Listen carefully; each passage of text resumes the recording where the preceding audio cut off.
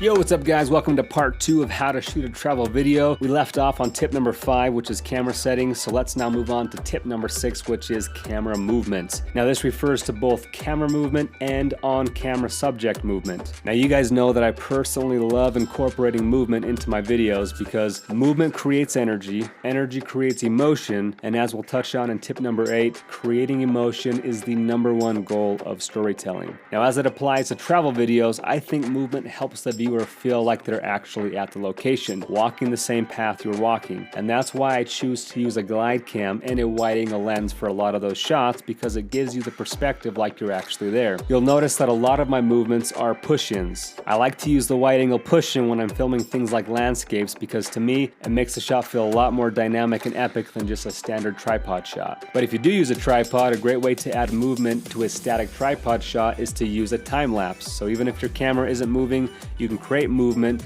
by integrating time into the equation to make that static shot more dynamic. The second most common movement that you'll see me use in this video is the parallax. Again, I use this move on shots that I could easily just have shot a static shot on, but by adding a little bit of side-to-side movement while also panning the opposite direction makes that shot look a lot more dynamic. And then a few of my shots are tracking shots where instead of staying stationary and zooming in or panning as my subject moves, I choose to move with them to make the audience feel immersed into the action. And then most of my tighter focal length shots that were shot at 70mm or higher were mostly shot stationary, as moving with tighter focal lengths can be difficult. Now 90% of this video was shot on the GlideCam HD4000 for all the smooth shots, but I also use the GlideCam at times as a handheld rig or as a tripod by just resting the GlideCam on my belt or on the ground. And that's why I love using the GlideCam so much, guys, for these types of videos, is because of the versatility. You can get such a diversity of movement and looks and feels just with this one tool. And just FYI, I actually did bring my Crane 2 on this trip and I only ended up using it one time for a hyperlapse shot. I had originally planned on using it a lot more, but I didn't have a lot of great opportunities for hyperlapses, and I couldn't really use it for my Red because my Red doesn't fit on the Crane 2. Plus with the Crane 2, you're not able to use it as a handheld rig, so it's just not quite as diverse to get different types of looks. That's why I love using the GlideCam so much. Now one thing to keep in mind no matter what movement I'm doing is that I'm always making sure to get at least 3 or 4 seconds of clean movement so I can have a good amount of footage to work with in post. So most of my clips I shoot are around 10 seconds long. That way I have some room in the editing room on the front end and the back end of the clip to pick the best 3 or 4 seconds in the middle that I like for my final edit. As a rule of thumb, I always shoot longer than I think I'm going to need to. For example, while I was shooting this shot of this Buddha statue, I originally envisioned only using it as a short 2-second slow-mo shot, but I thought, well, let's just keep going in case I want to speed this up later and use it as a speed ramp or a hyperlapse. And sure enough, I ended up using it as a hyperlapse at the end of the video. So it was a good thing I kept the shot going for so long to give me more options in post. Another tip for using movement in travel videos is to do in-camera transition movements. Now I would be careful with this one though, because a lot of people overuse it. I see a lot of people getting carried away with those smooth zoom transition effects in post, but if you can shoot them in camera, they usually look a lot more professional, much more natural and organic, and usually have a much better flow. So here's a couple examples of me doing in-camera transition movements. On these 2 clips, I was pointing directly above me and just spinning in a circle a couple times, and I did that with the plan to use them back to back as speed ramp transitions to cut into each other. Other times I would hold my shots extra long to allow a lot of movement to go past the camera that I could later use as speed ramp transitions, or clips like this where I'd whip the camera at the beginning or the end of the shot to make a fun way to transition into a new clip, or continuing to film shots until someone passes by the camera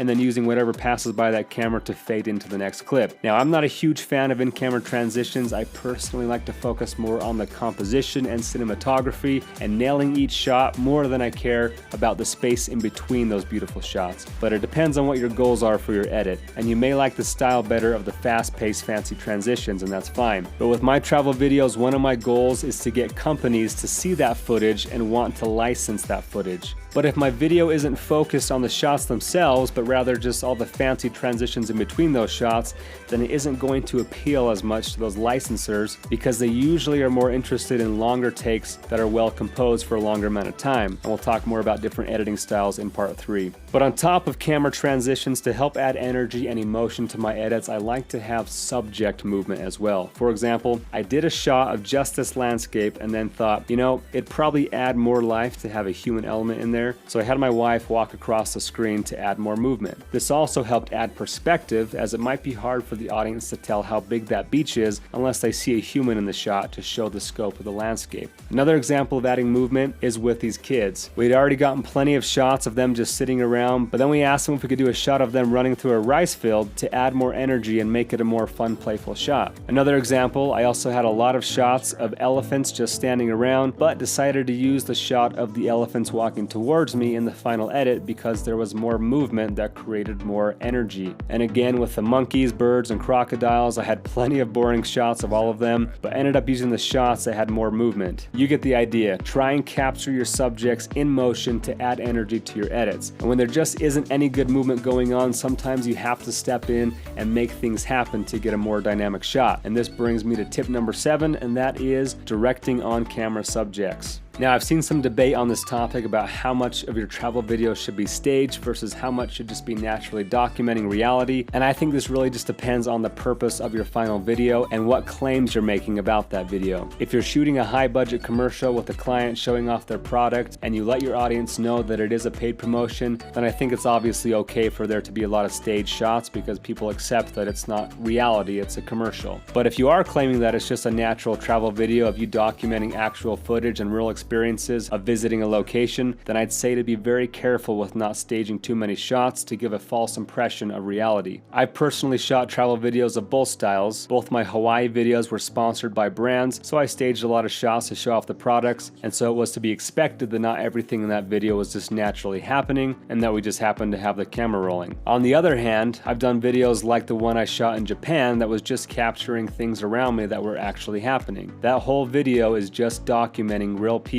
doing real things in their natural habitat. Now, I'm not saying that you shouldn't handpick the best times of day to shoot in the best lighting and wait for lulls in foot traffic so there's no tourists in your shots. All I'm saying is just to be careful when staging actors that are pretending to do something that they weren't naturally doing, as that can easily come across as fake or unauthentic. Look how cool this is. To me, this is the best part of visiting other countries, is seeing people in their element, seeing the culture as it is and not always the touristy side of things. That stuff's fun too, but this stuff to me is more fun. This is real life. This is real life, guys, and you know, seeing people practice their religion and do what.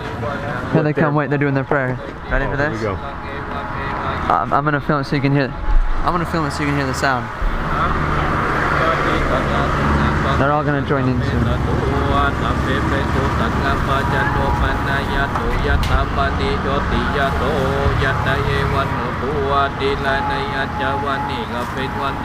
Here we have Parker once again rudely interrupting people as they do their worship services.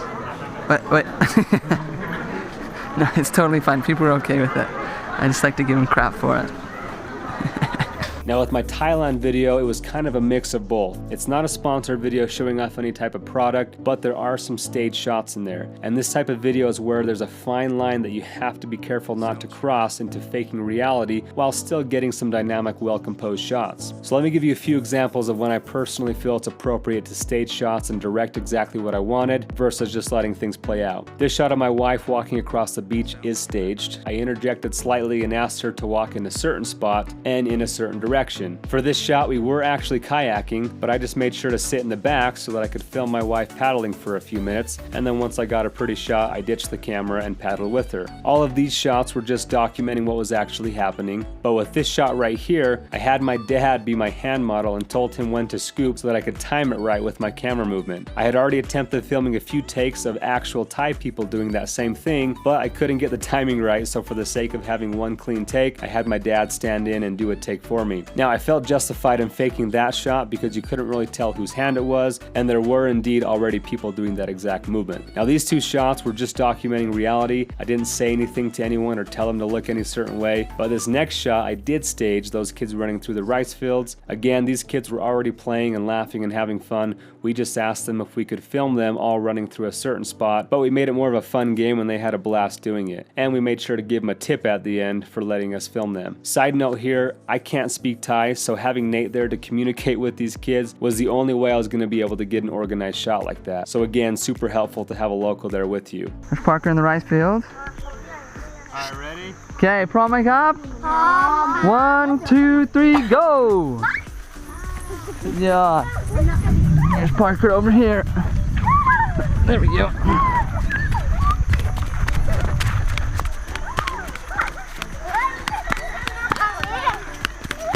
Yeah.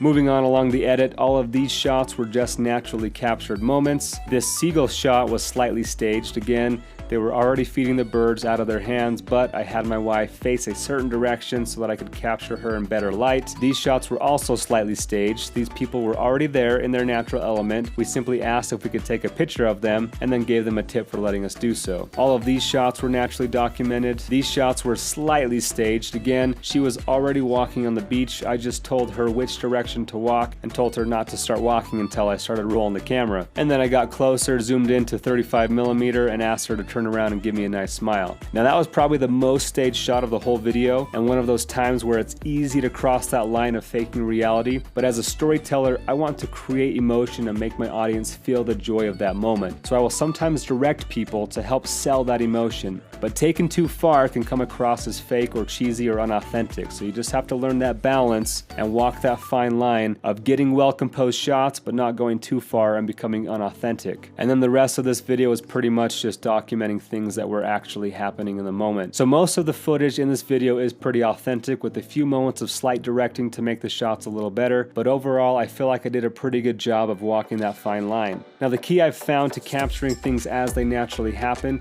is to make sure you're constantly rolling that camera. I'll oftentimes film something that's naturally happening for a few minutes until I see a moment happen that captures an emotion that I was hoping to capture for that activity or that location, and then I move on to filming something else. I don't think people fully realize that for every 3-second shot they see in the video, there's about 3 minutes of boring footage. So there honestly wasn't a lot of staging shots in this video. It was just a matter of me constantly rolling that camera and capturing as many real moments as I could that led me to have a few great moments here and there. Again, I personally don't like staging shots if I don't have to. I love the idea of documenting reality, as I feel that usually comes across a lot more real and more organic and more relatable to the audience. And this principle applies to pretty much any type of video, not just travel films. You have to learn how to strike that balance between directing your subjects enough to get them to do what you have envisioned, but not too much to where it feels unnatural and forced. And to see my tips on what to look for when directing on-camera subjects, make sure, if you haven't already, to watch the full production process part 1, which can be found in the business section. But speaking of directing to help tell your story, tip number 8 is storytelling. Again, we have a full video on storytelling in the creative section of the course, but I'll share some storytelling tips here as it applies specifically to shooting travel videos. If you recall, the main goal of storytelling is to create emotion. A good story makes the audience feel emotion. So decide what emotion you hope to convey and how you hope to evoke that emotion from your audience. Now for this video specifically, I didn't have a storyboard or a shot list, though those are great things to have to help your stories come together, but I did at least know what emotions I wanted to evoke and how I hope to achieve that. I knew I wanted this video to be themed around showing the existence of God through his beautiful creations and to evoke an emotion of awe,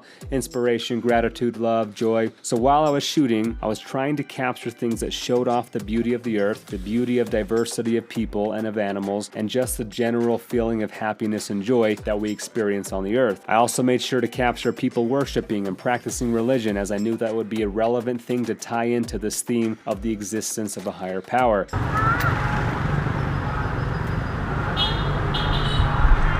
That's Parker, just disrespectfully interrupting everybody while they're worshiping. No, I'm joking. It's totally fine what he's doing. It's funny because I know some people will look at it that way, but it's totally fine what he's doing.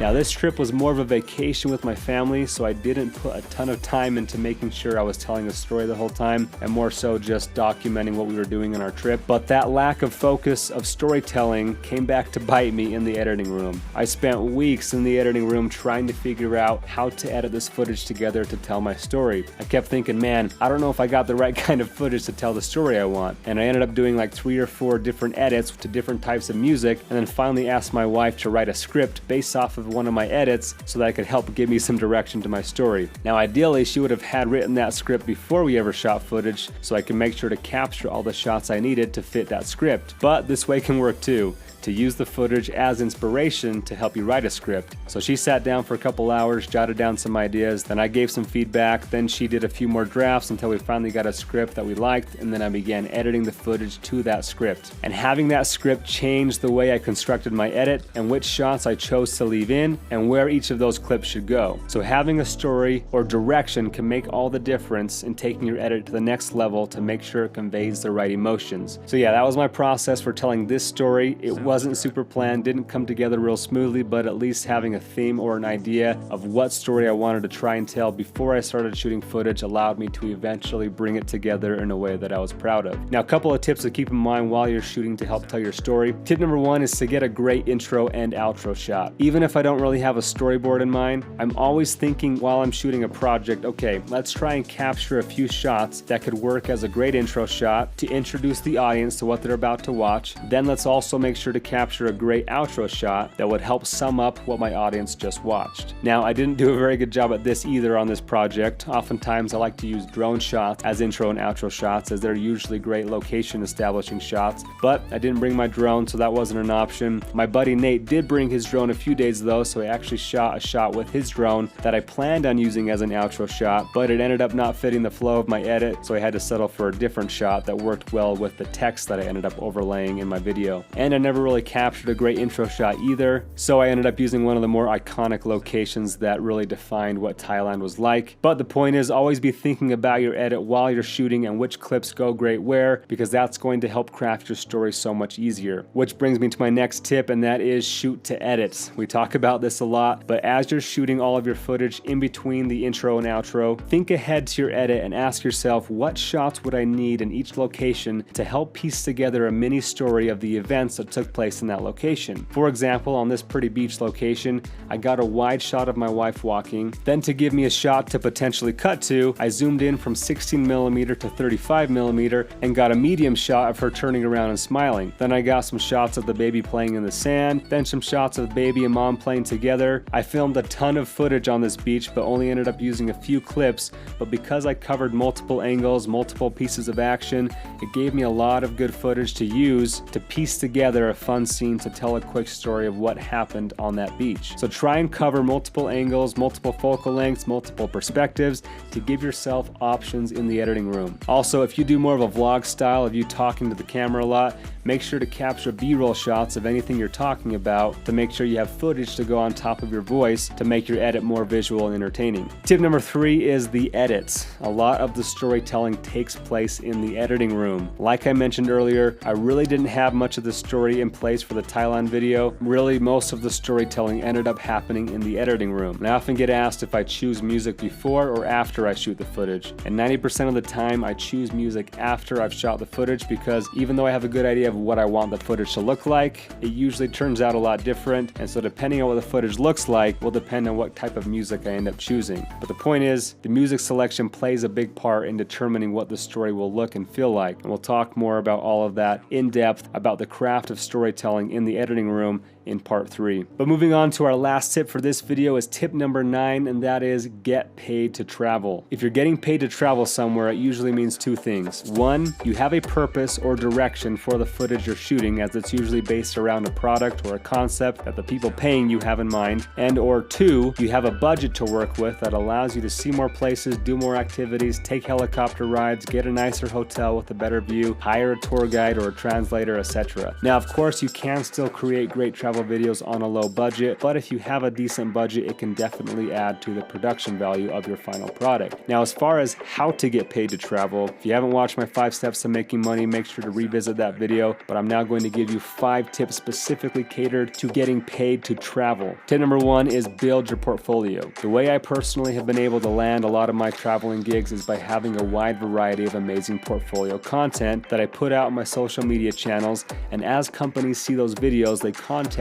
me and hire me to shoot travel content for them. And the more eyeballs you have seeing your videos, the higher the likelihood is of people outside your country hiring you to come shoot for them. Again, for this Thailand video, I got hired because a YouTuber, my mate Nate, had seen my wedding videos on YouTube and wanted me to film his wedding, and he happened to live in Thailand. And I've gotten dozens of wedding requests outside of the country. So getting good at weddings is a great way to pay for some awesome destination trips. Another example of building a portfolio piece, I shot a free video in Utah for a backpack company, Cotopaxi, and once they saw the free video, they then hired me to go shoot a similar one in Hawaii. And for my Hyundai gig, they saw some of my videos on Instagram and YouTube, and based off of my style and personality, hired me to shoot a video for their new Kona in Hawaii. My LG project was very similar. We were initially going to be going to Iceland, but couldn't get permission from LG's legal team in time, so we had to do it locally. But that LG project came about from putting out free content on YouTube and then getting hired based off of existing work. So the main way I would advise you to find paid traveling opportunities is to be constantly creating engaging content, putting it online for the world to see, and as you build a strong portfolio and brand, you'll start attracting clients from all over the world. Tip number 2 is to work for companies that need travel content. I did a few gigs for a company called Jeunesse that does incentive trips to cool destinations for their top salesmen, and they want to document those incentive trips to use as marketing material to attract more people to want to come work for them. So I was able to visit Kenya, Hong Kong, Malaysia, Florida, Las Vegas, just from filming people's vacations essentially. And there's a lot of companies out there like that do these types of sales incentive trips. So whether you work for one of them in-house or just as a contractor, plenty of opportunities to go see new places and get paid to do so. And the question I always get asked after saying that is, well, how do you approach a company like that to get them to notice you? And my answer is to build relationships and add value first. Be creative with it. Try and make contact with people that already work there and build a relationship with someone in that company